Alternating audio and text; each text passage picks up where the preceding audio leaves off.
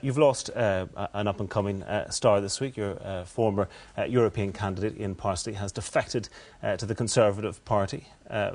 Why is it that you say that you regret his move to a marginal party with minimal prospects? He's left the Alliance Party for the party, the Conservatives, who might form the next government of the UK. The Alliance Party aren't even in the Northern Ireland Executive.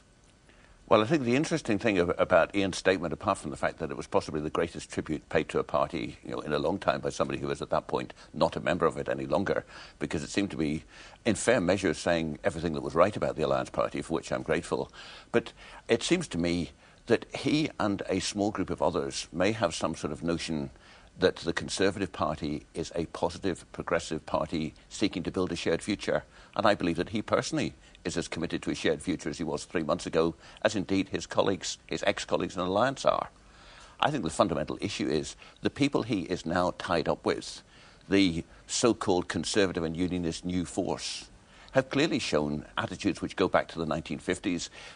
Look at the kind of response we've seen as to the possibility that a Minister of Justice might not be a breast-beating unionist from Reg MP.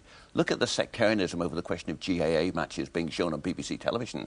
Is that the kind of people who are actually going to promote a shared future for Northern Ireland? But he's joined the Conservative Party, and he might argue rather strongly that non-sectarianism is simply a given in a party like the Conservative Party. But for the Alliance Party, it's all that defines you. I mean, you are as caught in the time warp of politics as all the other parties. Does anybody think that the biggest problem we face in Northern Ireland is not building a united community and a shared future together?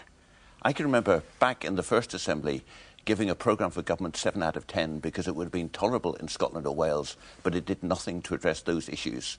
We've seen all kinds of delay on the part of Ulster Unionist and SDLP ministers initially, now on the part of DUP and Sinn Féin ministers. There is only one way that that is going to be addressed, and that is through strengthening the centre ground in a devolved legislature where actually the power to deal with the shared future issues resides.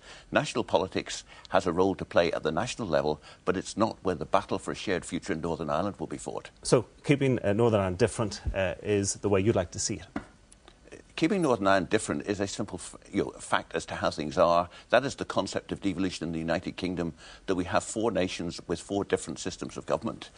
And to me, there is an absolute priority to make devolution work for all of the people of Northern Ireland and to build a shared future for all of the people of Northern Ireland. Only we are going to do that. David Ford, many thanks.